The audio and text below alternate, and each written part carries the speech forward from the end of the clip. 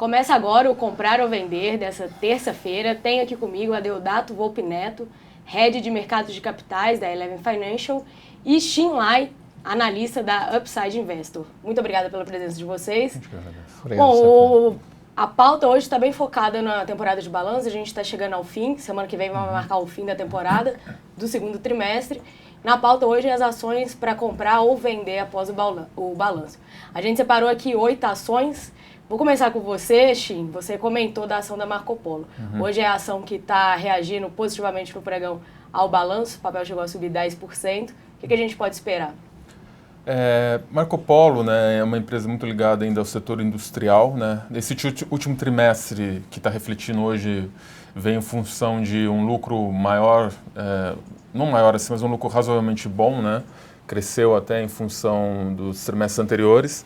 E, assim, basicamente isso foi influenciado pelas exportações, né, dólar do período anterior, né? Então teve volumes que cresceram, então apesar da receita ter caído no período. Então o mercado reagiu bem a essa divulgação, né? Agora o ponto é olhar um pouco mais para frente, né? A gente também está olhando lá dentro da casa, fazendo umas contas para ver como é que fica daqui para frente o papel, né? A gente acha que o papel ainda tem um pequeno upside aí, até em função dos históricos dele, por quanto que ele historicamente é negociado. A gente ainda acredita que tem um pouco de upside. A gente está só fazendo um pouco de conta lá no upside para ver exatamente de quanto é esse valor. Eu, particularmente, eu gosto muito da empresa, mas ela já andou muito esse período, né? Uma empresa muito bem administrada, na minha opinião, na minha humilde opinião. É uma empresa muito focada em criação de valor, no meu entendimento. Então, tem um management muito eficiente. Eu acho que realmente é um case interessante. Embora a empresa já tenha andado bastante nesse período e andou mais um pouco agora com a divulgação de resultado, né? E com essa alta, então, não seria um motivo, mesmo que o balanço tenha vindo acima das expectativas, o papel reagindo bem hoje, não é motivo para entrar no papel comprado. A gente está entrando num momento do mercado, né, que qualquer coisa sobe muito ou cai muito, né? Todo mundo já está ficando muito com os dedos no gatilho, assim, pronto para dar um tiro, né? Então, de repente, no momento, as pessoas já apertam e os papéis disparam muito rápido, né? O caso de Marisa, esse dia que a gente está até comentando aqui nos bastidores, subiu 15% depois da divulgação do resultado, né? Que particularmente eu não gostei tanto, assim. Mas assim, então tem de tudo agora. Tem muita empresa que está barata, aí os investidores olham e vêm e fazem uma rapa nesses ativos, né? Eu acho a educação do Xin o máximo. Quando assim, não gostei muito do resultado de Marisa, é muita educação. Só para eu complementar o caso de Marco Polo, é uma empresa legal, já se provou em momentos muito difíceis, concordo com ele. Eu não me lembro o número exato, mas se eu não estou enganado, o múltiplo está na casa de 40 e poucas vezes. 49. E 2 vezes o valor patrimonial. 1,95.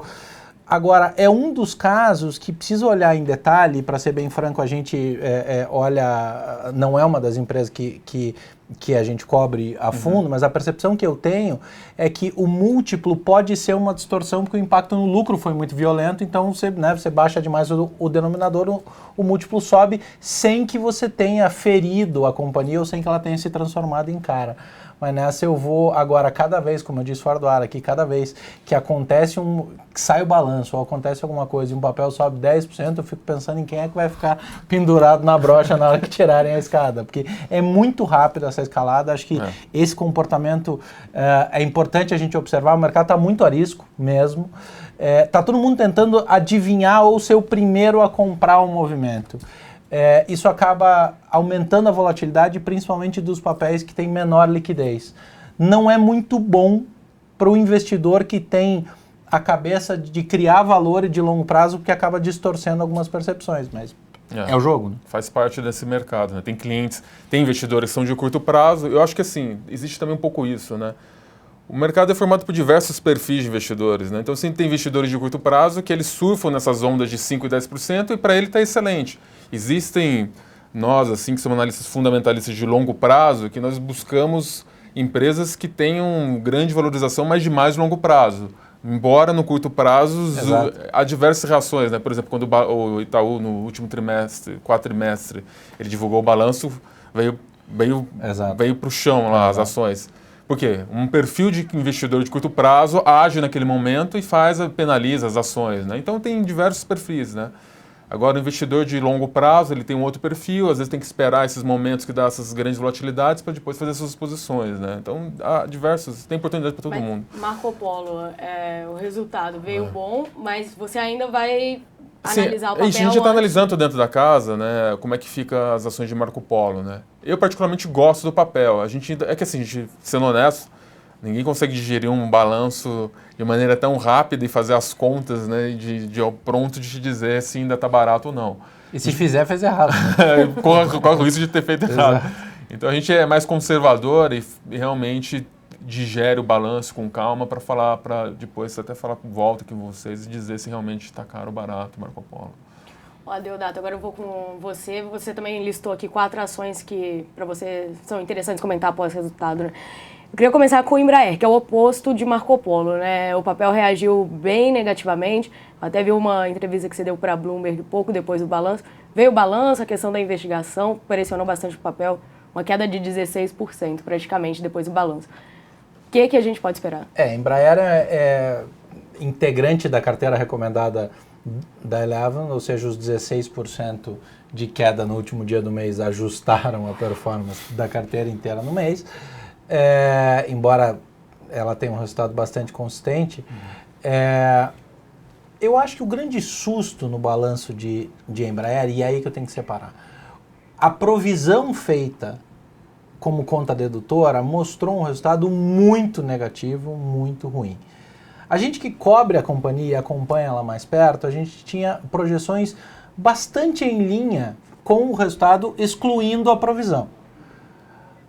Embora eu seja um dos que defende muito essa questão de, não, mas se não fosse isso, esse resultado é ajustado. Não, se não fosse, não existe. O resultado está lá, é isso. A provisão, no caso de Embraer, é oriunda de um caso sério, importante, que deve ser olhado. Agora, a companhia tem o que eu chamei nessa entrevista que você viu para a Bloomberg. Eu acho que a Embraer merece o benefício da dúvida. Pela sua história, não é uma empresa que tem histórico de relações comprometidas e que tem uma gestão muito diligente. Nós estamos voltando em outro caso que tem gestão diligente, que é um player global, é uma companhia com diferenciais de mercado muito claros. A linha de jets nova deles tende a ser quase que um novo patamar de tecnologia em aviação civil, então é muito legal. Eles trouxeram agora o projeto do KC-390 na área de defesa, ou seja, é muito consistente e o papel sofreu demais. Ele já vinha sofrendo por conta da desvalorização do dólar, né? É uma empresa que tem 90% da sua receita atrelada ao dólar e 75% dos seus custos. Agora, 90 e 75 é diferente do que o mercado muitas vezes trata como se fosse 100% de receita em dólar e 100% de custo em real. É um pedaço dessa desvalorização que também uma companhia como essa, que é um player global, sabe trabalhar com o cenário cambial. Então ela trabalha instrumentos e ferramentas financeiras aí de hedge, de derivativos para se defender disso. A queda de 16%, na minha leitura, abriu uma grande janela de oportunidade, sim. É um papel que a gente recomenda a compra com bastante consistência. Agora, é importante dizer o seguinte, como o Shin falou há pouco, existe o investidor com foco no curto prazo e no longo prazo. Se você quer um resultado rápido, semana que vem, na outra, com qualquer alteração em relação à votação do impeachment, um espasmo cambial por um movimento de um dia ou outro, talvez não seja esse o papel para você entrar, porque a chance dele sofrer com especulação de curto prazo é maior do que dele ser beneficiado. Agora, se você quer criar valor e você quer olhar o fundamento e olhar a longo prazo, é um papel que a gente confia demais e tem um potencial de valorização grande, sim. Agora, esse não foi o primeiro trimestre que a Embraer decepcionou no balanço. Se eu não me engano, no primeiro trimestre o balanço também veio bem fraco, puxou as ações para baixo. Dá para acreditar que agora poderia estar no fundo do poço ali, o papel num patamar baixo, que dá para recuperar? Paulo, eu acho que a decepção tem duas razões. O resultado em si e a expectativa mal definida, mal setada. Eu acho que a maneira como eles se posicionaram em relação ao guidance nesse momento também fez diferença na cotação do papel imediatamente após a divulgação, porque não só veio um resultado, como eles deram abertamente uma revisão de guidance negativa, né? Então, acho que alinhar as expectativas é um ponto importante. Muitas companhias aqui no Brasil, principalmente, se recusam a dar guidance. Eu não vejo, se você está falando de uma gestão transparente em companhias abertas, eu não vejo por que não dar o guidance. O guidance mostra consistência de gestão, governança, um bom modelo. E a melhor companhia não é aquela que supera o guidance muito, é aquela que o guidance é assertivo, é aquela que dá previsibilidade quando a gente fala de investimento de valor. Então eu acho que havia uma distorção de expectativa para o balanço do primeiro trimestre e acho, Paula, também é importante observar que a velocidade com que o quadro cambial mudou foi muito importante, foi muito intenso. Haja vista aí, a gente não vai falar delas hoje, mas haja vista papel e celulose, que explodiram ano passado exclusivamente em cima da valorização do dólar e derreteram esse ano também com esse argumento que, como eu já disse aqui várias vezes, na minha leitura é uma maneira míope de olhar quando você pega um só dos indicadores ou das variáveis. Então eu acho que Embraer já estava sofrendo com isso. Acabou de anunciar um plano de diligência de custo na ordem de 200 milhões de dólares, incluindo um plano de demissão voluntária. Diferente do que eu escutei o mercado falar ontem, não é um plano de demissão voluntária de 200 milhões de dólares, acho que saía todo mundo da companhia. Se isso acontecesse, aliás, umas 5 vezes. Né, não tem tanta payroll assim, folha de pagamento. Exato, então... Mas é um plano muito diligente sobre as suas contas, sobre o controle de custo, que no fim do dia é o que a companhia consegue atuar, né? Porque para combinar a geração de receita, precisa combinar com o time, né? A questão de custo, a gente consegue ter um bom nível de administração. Ponto para eles, acho que fizeram um trabalho bem feito. A ação está respondendo? Eu podia dizer que sim. Aliás, o caminho mais curto é eu dizer que sim, porque ela sobe devagarinho nos últimos dias. Mas depois de cair 16, acho que sim, o mercado entende que já é demais, entendeu? E o que abre efetivamente uma janela, ou consolida a tese da janela de oportunidade. E, Shin, agora com você, uma outra ação bem procurada por investidores de valor, que agora, esse ano, tem deixado a desejar também, que é a ação da Ambev. O resultado não veio muito bom, o papel esse ano subindo cerca de 10%. É a hora de esquecer, Ambev, ficar de fora? Ambev, né, o último resultado, vou fazer um resuminho aqui, né, as receitas, né, foram influenciadas por 2 fatores. Os volumes caíram, né, então a quantidade vendida caiu um pouco, então eles ajustaram no preço, os mixes de preços dos produtos, né, então compensaram a queda nos volumes e a mix de preços. Em termos de EBITDA, vem muito em linha, né, um pouco em linha com o que a empresa divulgou nos trimestres anteriores. O que foi prejudicado muito foi o lucro líquido, né, principalmente por hedges de produções e também por questão de eventos não recorrentes, né. Mas assim, Ambev é um case de consumo, né. Eu acho que o Brasil, existe ainda um certo espaço para crescimento de consumo quando a economia voltar. As pessoas vão voltar a consumir mais esses produtos que mesmo assim não são essenciais, né? Digamos, tão essenciais como uma cerveja, tá? As pessoas voltam a consumir. Quem foi que disse que a cerveja não é essencial? Em que país ele está analisando a companhia? Na minha cesta de produtos não é muito, mas eu estou fugindo um pouco da média do pensamento do brasileiro, mas é um produto essencial na cesta do brasileiro, sim. Eu tomando aqui um pouco o comentário do Deodato. Então eu acho que a Ambev foi prejudicada por questões não recorrentes, mais não recorrentes assim, investimentos, não caixa no último trimestre, no segundo tri. Continua sendo um case de valor, todo mundo sabe, a gestão é fabulosa, não deixa espaço para ninguém. Você vê, Kirin aí apresentou um prejuízo gigantesco, que é o concorrente da Ambev. Então se a Ambev está ganhando, alguém na outra ponta está sofrendo.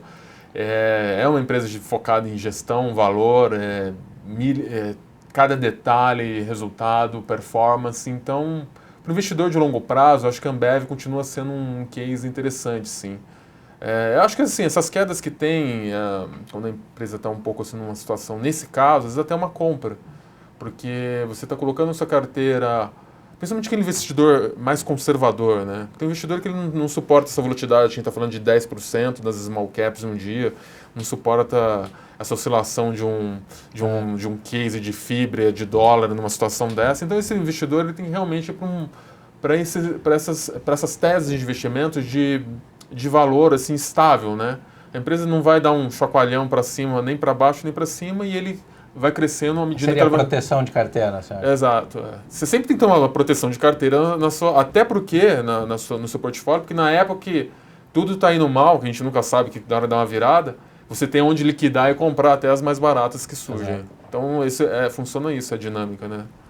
Agora vamos casar a quarta e a quinta ação, as duas do setor de farmácias, né? Isso. Você comentou da ação da Raia Drogasil, a Deodato queria falar um pouco sobre as ações da Profarma. As ações da Raia, o papel subindo pelo terceiro ano seguido, uma das melhores ações da Bolsa, alta de 80%, balanço novamente invejável, né? O que a gente pode esperar mais alta ainda do papel?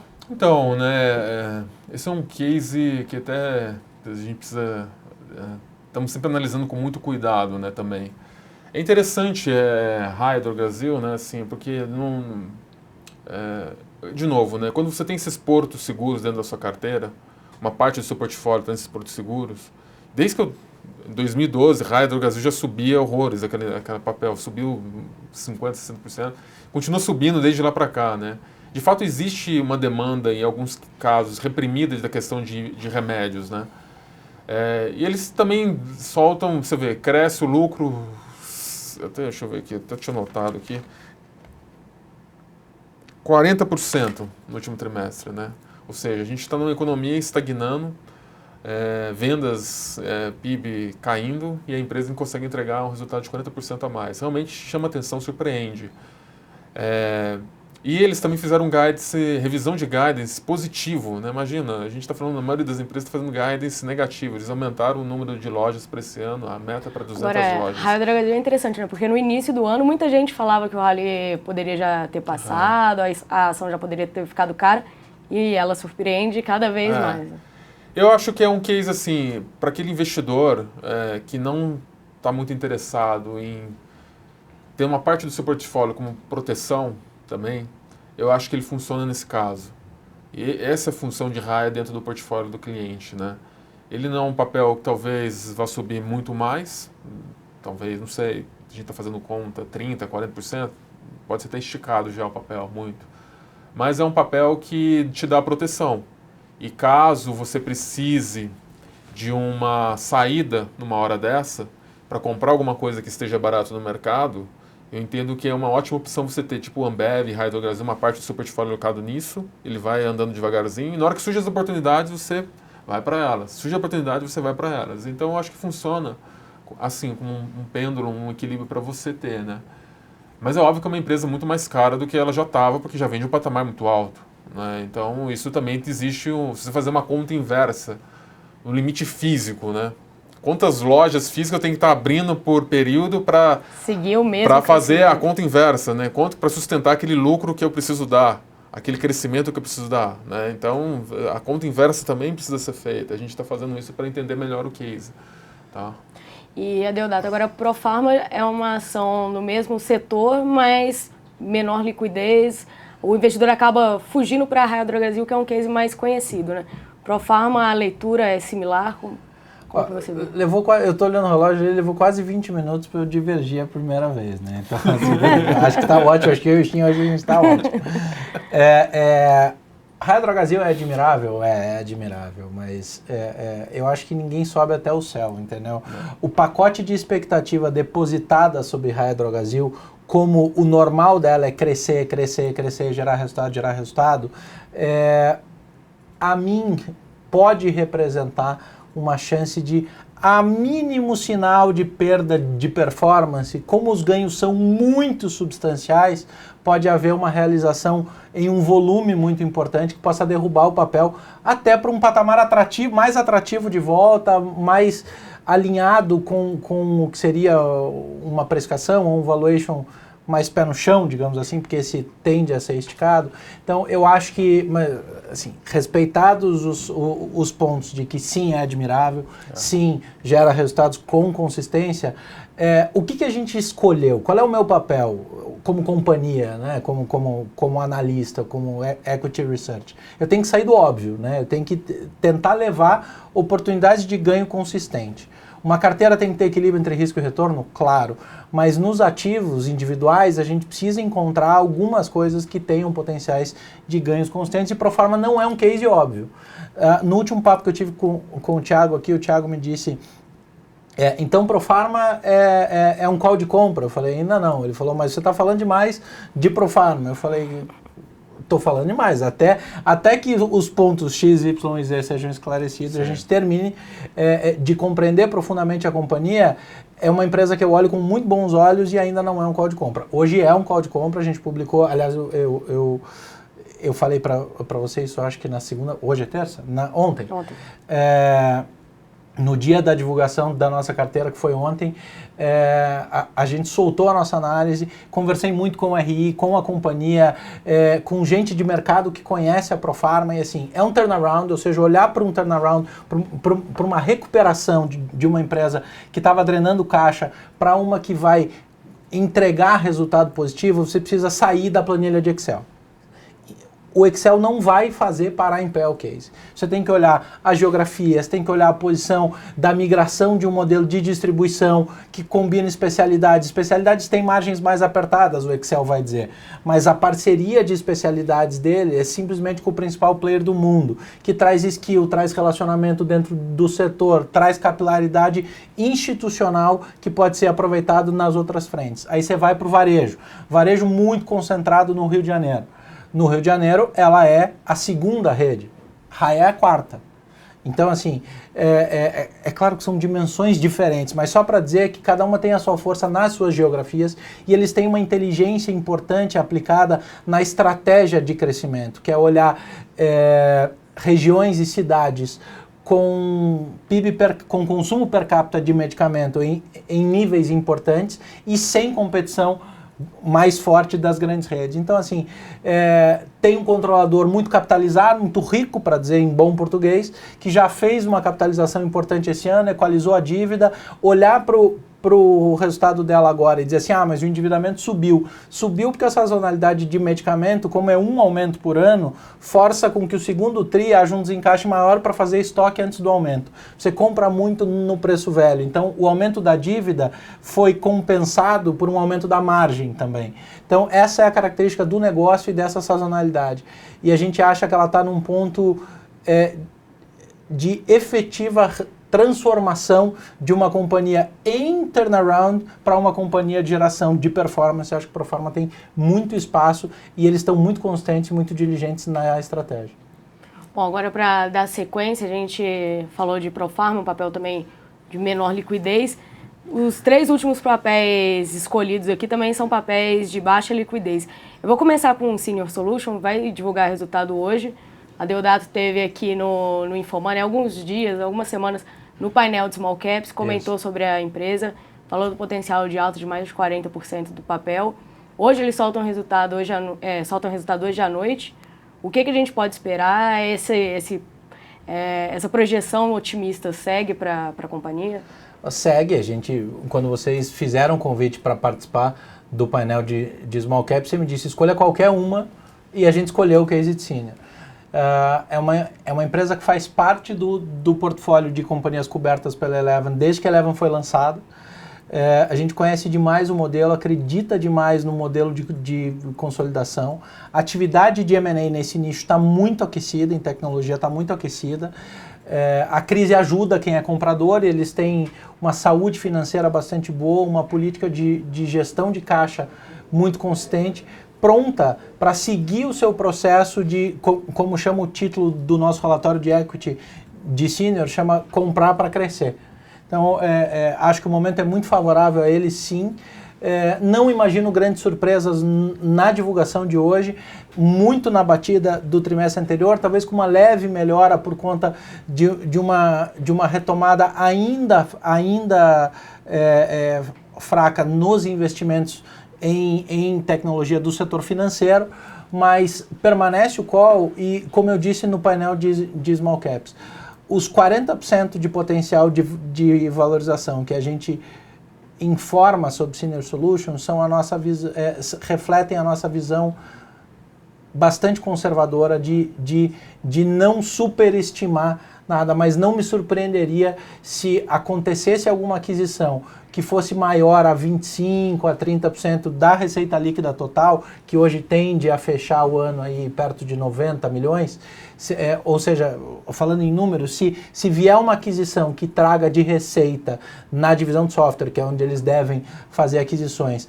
acima de 25 milhões ou 30 milhões de resultado adicional, de receita adicional, o ganho de escala é tão importante que subir bem mais que esses 40% não seria uma surpresa. Esse potencial de alta, ele está justamente nessas potenciais aquisições ou fusões que a empresa pode fazer. Falar de senior sem falar em aquisição é negar o DNA da companhia. Ela se transformou no que é hoje por aquisições. Eles falam isso explicitamente. A estratégia de crescimento orgânico em um setor tão pulverizado é muito longa, é muito onerosa e, assim, imagine que 74% do mercado de serviços de tecnologia e software para o sistema financeiro, que é o espaço deles, ainda é ocupado por empresas internacionais. Então, existe um espaço espetacular de desenvolvimento e é nisso que a Senior aposta. Então, quando a gente fala que ele deve continuar comprando para crescer, não é especulação, é o simples reconhecimento de um modelo de negócio consistente de alguém que se especializou muito em fazer bem feito essa estratégia. Sim, agora passando para a sua ação, você comentou de metal frio. Isso. O papel, a empresa divulgou o resultado hoje, a ação estava reagindo negativamente. Uhum. Você vê uma projeção boa para a companhia? É uma empresa que a gente, assim, existem algumas empresas dentro do Upside Investor que a gente sempre estuda, né? A gente sempre tenta descobrir cases diferentes para tentar ver se existe algum valor escondido dentro da empresa, né? E a gente estava analisando recentemente o caso de Frio, né? Frio 3. É uma empresa do setor industrial, a gente sabe que o setor industrial ele foi muito penalizado nos últimos anos no Brasil, né? Ninguém vai ficar fazendo investimento de ativo fixo num período de recessão, né? Então, aqueles, né, famosos ciclos econômicos, né? Quando a economia começa a entrar em recessão, os primeiros setores a entrar em desaceleração são justamente esses relacionados à formação bruta de capital, né? Eles são os primeiros a sofrer porque as encomendas caem, né? Todo mundo já não vê perspectiva, eles caem. Mas na hora da recuperação, eles também, em tese, são os primeiros a subirem, né? E a gente tem visto isso, né? Na recuperação da confiança do setor industrial. Então, a gente tem observado o case de metal frio também, né? O resultado ele foi um pouco não tão quanto a gente imaginava que viria, tá? Ele até tem os números que ele caiu... Não tão para mais ou... Para menos. Não, veio abaixo do que a gente imaginava. Então ele veio 10%, né, 17 milhões, a gente imaginava que viria um pouco melhor do que isso, tá? A gente acha que, mesmo assim, é uma empresa barata, tá? Se você olhar só para uma questão de... Eles têm recuperado margem, resultados, né? Tem também a questão de exportação, que agora fica mais sensível com essa questão de dólar, né? Então eles têm muito... Até o último trimestre veio melhor por conta de exportação para o México e para a Europa, tá? E Brasil não veio tão bem. Então, mas assim, se você olhar o fundamento, né? A empresa está sendo negociada 0,30 do book value dela, né? É uma barganha que qualquer investidor de valor não deixaria passar, né? Mas a questão isso se destravaria até que ponto por um melhor resultado, né? Então a gente tenta estar olhando esse operacional da empresa para ver como é que isso poderia ser entregue nos próximos trimestres com a melhora da economia brasileira, principalmente, tá? Mas hoje vocês estão com uma leitura de compra da ação. A gente ainda não chegou a essa conclusão, tá? Sendo bastante honesto com você, mas a gente acha que o papel ele está um pouco barato em relação ao que poderia... Conta aí, porque só eu que conto para todo mundo aqui. Em relação aos fundamentos dela, tá? Eu acho que a gente até volta aqui, se for o caso, a gente comenta com você sobre ela. Mas a gente acha que existe talvez um potencial, sim, no metal frio. Certo. E, bom, para a gente finalizar o comprar ou vender de hoje, vou encerrar com você, Adeodato, a ação da Ferbasa foi até comentada aqui no chat. O papel fora do radar, mas que alguns investidores começam a olhar com um olhar mais atento, observando o potencial de alta no papel, né? O que você está enxergando na ação para você ter escolhido ela hoje para comentar? Ferbasa para a gente é um papel importante. Desde outra companhia, tanto quanto Senior, Ferbasa, Senior Solution, Anima Educação e CSU Card System foram os 4 cases de lançamento da Eleven, que aliás faz um ano agora. Uma companhia bastante interessante. É mineração, mas é uma commodity diferente, é ferro cromo. Então, ele tem 92% das reservas de ferro cromo, tem uma defesa territorial de mercado super importante, veio gerando resultados consistentes. Foi beneficiada pela alta do dólar? Foi. É penalizada pela queda do dólar? É. Agora, o nosso modelo, a nossa precificação leva em consideração o cenário cambial, estou olhando para a conjuntura, e mesmo quando você trabalha um quadro estressado de dólar, que foi o que a gente fez, as nossas projeções são muito duras em relação à estrutura de custo e de despesa deles, somando ao impacto cambial. Então, quando a gente olha, você diz assim, não, mas você tem um EBITDA que sai de 32 para 7. Assusta demais, e foi o que aconteceu com o mercado ontem. A história que a gente estava falando de subiu 10, Ferbasa caiu 8 ontem. Caiu 8 ontem, que na minha leitura, excelente notícia, a gente passou isso de uma maneira clara ontem à noite mesmo, publicando a nossa carteira, excelente notícia pro nosso cliente, enfim, que acompanha a Ferbasa, que tem relatório de equity, que conhece a verdade da companhia. Eles têm uma gestão diligente sobre custo, que é muito importante, como eu estava falando sobre a Embraer, a gente olha demais para isso.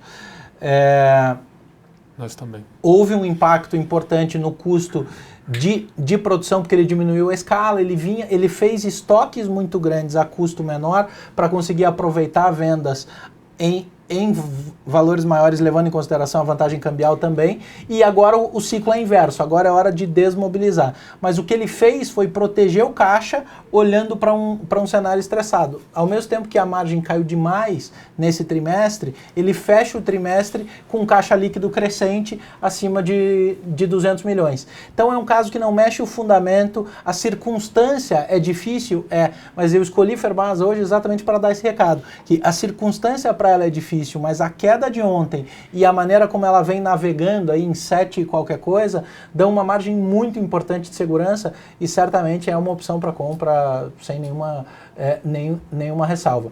Outra questão, sem esquecer que é basicamente o mesmo caso que eu disse de Embraer, não à toa as duas compõem a mesma carteira recomendada pela Eleven. Não é um case para você embolsar o resultado daqui a pouco, mas é um case para você para você criar valor e fazer um resultado muito consistente de médio prazo. Se a gente pudesse fazer um resumão do que a gente comentou hoje, Embraer e Ferbasa seriam ações penalizadas após o resultado, mas que geraram uma janela de oportunidade na bolsa. Frio também, né? Metal Frio também poderia colocar. Hoje. E Raia Drogasil, Ambev, ações de valor para se carregar na carteira, Exato. assim como Marco Polo também poderia entrar nesse pacote. Isso. E ações fora do radar que também teriam potencial de ganho, Senior Solution e também Profarma, exatamente. Seria mais ou menos, seria um resumo do que a gente comentou hoje, poderia. Eu voto com a relatora, eu tenho só uma dúvida, e essa é uma dúvida mesmo. Se dá para colocar, na tua opinião, Marco Polo no mesmo grupo de Raia Drogasil e Ambev? Não, eu não colocaria Raia. Seria poderia sair do pacote de ações de valor, mas uma ação que está entregando. Ela é uma ação de valor, mas assim, ela depende de algumas alavancas para destravar, né? Então, por exemplo, é diferente porque é um setor de consumo de bens duráveis, né? Você está falando de automóveis, ônibus, carrocerias, né? Então, ou seja, não é um consumo que você está falando de um preço de uma cerveja. Tem uma sensibilidade muito maior, uma dependência do governo a aprovar medidas que ônibus para a escola, enfim, essas compras. Então, existem umas questões para destravar esse valor, né? Uma agenda fiscal também relacionada, né? Mas... E acho que no teu argumento que está correto, de você conseguir sair rapidamente tanto de Raia quanto de Ambev, ele também não se aplica a Marco Polo por conta de liquidez. Você tem um risco, de liquidez. Todo mundo sabe que você pega uma Frio, uma Home da vida, você tem um risco de liquidez, né? Porque a negociação é totalmente diferente, né? É uma ação que estaria isolada desse... Assim, por isso que eu fiz o disclaimer aqui pra gente não... Mas um exemplo também é o seguinte, né? Por exemplo, você pega o caso de EZTEC em 2008. Ela era uma empresa absolutamente desconhecida no mercado imobiliário. Tinha pouca liquidez, mas era uma empresa excelente. Então, às vezes, se você é um investidor de valor, você não olha aquele curto prazo. A empresa hoje negocia 9 milhões dia. Exato. Então, ou seja, existe um valor que vai sendo criado, né? Para o investidor de longo prazo, que compra o lastro da operação, digamos assim, como um todo, você está se tornando sócio no longo prazo. Isso que é interessante. Muitas dessas empresas vão crescendo. O Itaú um dia foi um banco pequeno, o Bradesco um dia foi um banco menor, e eles crescem, né? Então você tem esse crescimento que existe, né? Paulinha é muito nova, não lembra de quando o Itaú era um banco menor, o Bradesco era um banco pequeno. Mas acredita no fim. Bom, eu queria agradecer a presença de vocês, muito obrigada. Recebi Valeu, hoje obrigado aqui Adeodato Volpi Neto, Head de Mercados de Capitais da Eleven Financial, e Xin Lai, analista da Upside Investor. Muito obrigada. Valeu, obrigado, Paulo. Uma ótima terça-feira a todos. Valeu.